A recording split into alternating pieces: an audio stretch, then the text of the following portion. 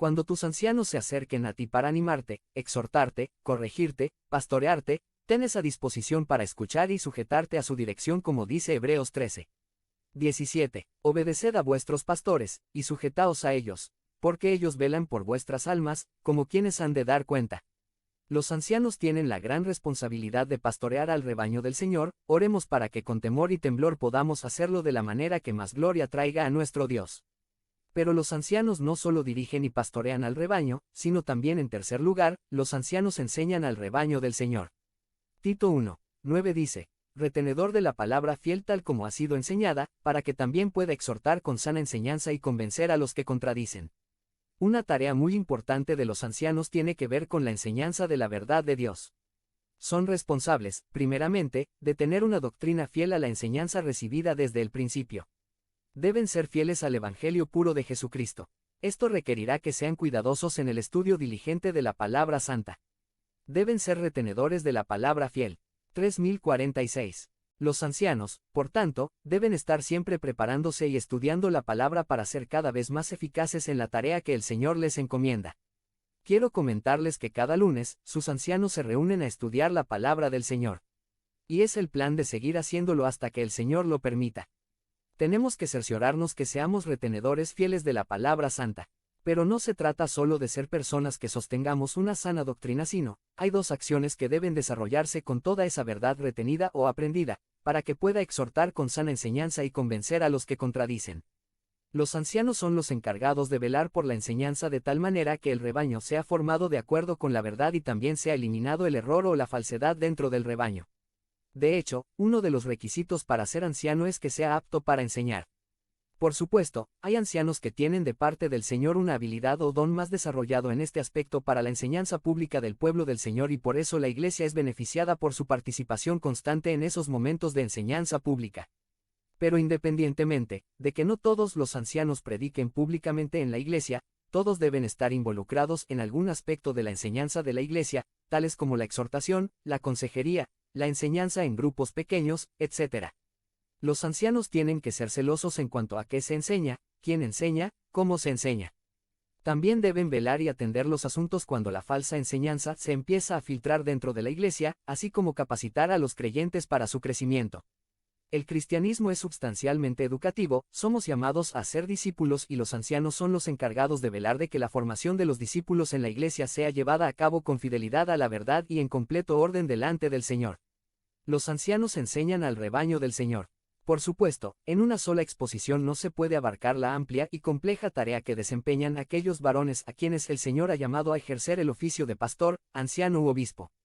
Pero sirva todo lo dicho para que comencemos a comprender la estructura de autoridad que Cristo ha establecido en su Iglesia para que todos crezcamos en el Señor cada vez más a semejanza de Jesús. Los ancianos, pastores u obispos son los encargados de dirigir, pastorear y enseñar al rebaño del Señor. Oremos por aquellos que ya están en este oficio y todos los que el Señor vaya a llamar para ejercerlo en el futuro.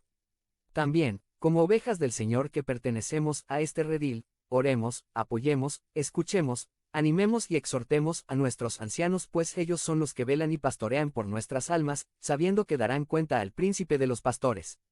Para que lo hagan con entrega, amor y fidelidad delante del Señor.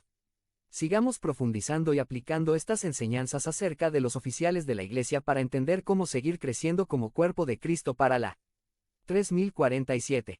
Gloria de Dios. Conviértete en miembro del canal y sé un instrumento de la palabra de Dios. No dejes pasar esta oportunidad de impactar vidas. Haz clic en el enlace de la descripción ahora y ayúdanos a difundir la palabra de Dios. Los oficiales de la Iglesia. Autoridad espiritual by Wilber Madera Rivas. Summary. La Iglesia tiene unidad, autoridad y finalidad. Tengo la bendición de ser presbiteriano de tercera generación y durante mis años en la Iglesia desde niño, en la iglesia local donde crecí, podías notar al frente, en el estrado, unas sillas grandes, que más bien simulaban ser como tronos, que no podían pasar inadvertidas. Allá, los domingos, a la hora del culto, se sentaban normalmente, los ancianos y el pastor de la iglesia. Cuando preguntabas a tus padres, ¿quiénes eran esas personas sentadas al frente?, te respondían, es el consistorio de la iglesia. Son las autoridades de la iglesia. Y por la distancia a la que se sentaban de nosotros, la altura del estrado donde estaban y el tamaño de las sillas donde se sentaban, nos daban la idea de que eran personas en otra categoría o muy diferentes al resto de los mortales que estábamos en las bancas. Con el tiempo, esta práctica ha desaparecido en muchas de las iglesias que conozco. Quizá en una reacción a que muchos ancianos y pastores tristemente se empezaron a ver como muy diferentes a los demás cristianos en razón de su oficio. De hecho, la nomenclatura se cambió de anciano gobernante a anciano de iglesia, con el propósito de prevenir esa distorsión en la autopercepción de los oficiales.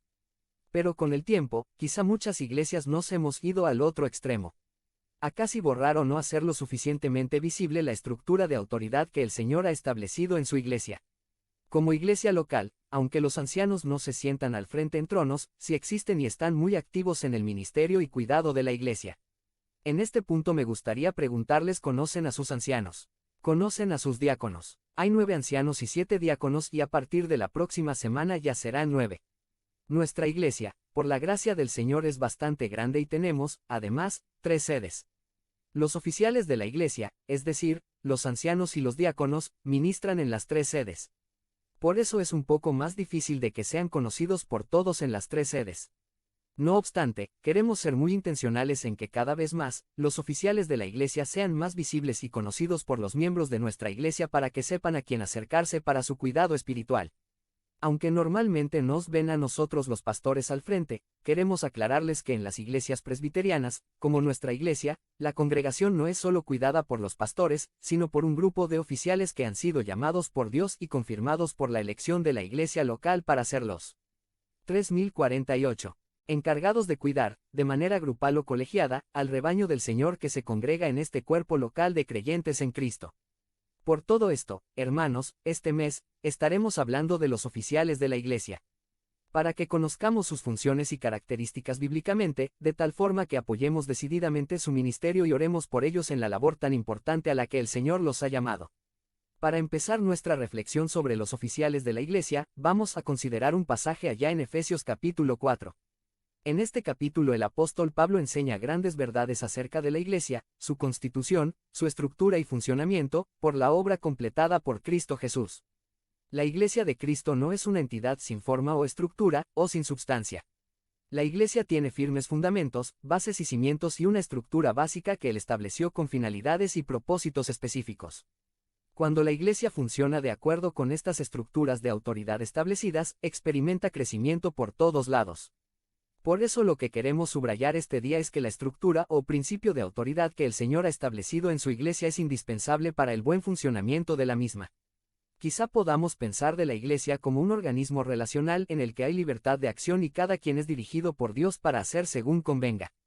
Y en parte esto es verdad, pero como veremos, este pasaje nos muestra que la iglesia es más que un grupo de personas que se aman y tienen comunión unos con otros, sino que hay estructuras de autoridad establecidas por Dios para que su iglesia funcione adecuadamente y se experimente el crecimiento de todo el cuerpo de creyentes.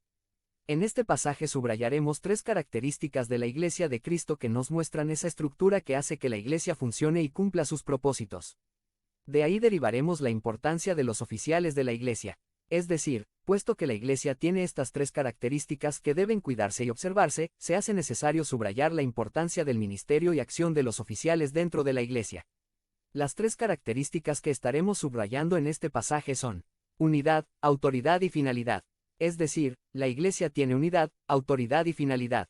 Dice Efesios 4, 1-6: Por eso yo, que estoy preso por la causa del Señor, les ruego que vivan de una manera digna del llamamiento que han recibido, 2 siempre humildes y amables, pacientes, tolerantes unos con otros en amor. 3 Esfuércense por mantener la unidad del espíritu mediante el vínculo de la paz. 4 Hay un solo cuerpo y un solo espíritu, así como también fueron llamados a una sola esperanza. 5 Un solo Señor, una sola fe, un solo bautismo. 6 Un solo Dios y Padre de todos, que está sobre todos y por medio de todos y en todos. En primer lugar queremos subrayar que la iglesia tiene unidad. 3049. Pablo comienza haciendo un ruego muy importante en este punto de su epístola, después de haber hablado de la gran obra de redención del Señor Jesucristo. Este ruego tiene que ver con la unidad entre los miembros del cuerpo de Cristo. Primeramente, enfatiza esa unidad práctica y relacional que debe haber entre los creyentes. Hay que ser humildes, amables, pacientes y tolerantes unos con otros. No será siempre fácil relacionarnos entre nosotros, pero aquí la exhortación es que nos esforcemos por mantener la unidad del espíritu mediante el vínculo de la paz. Somos llamados a mantener la unidad de manera práctica y cotidiana,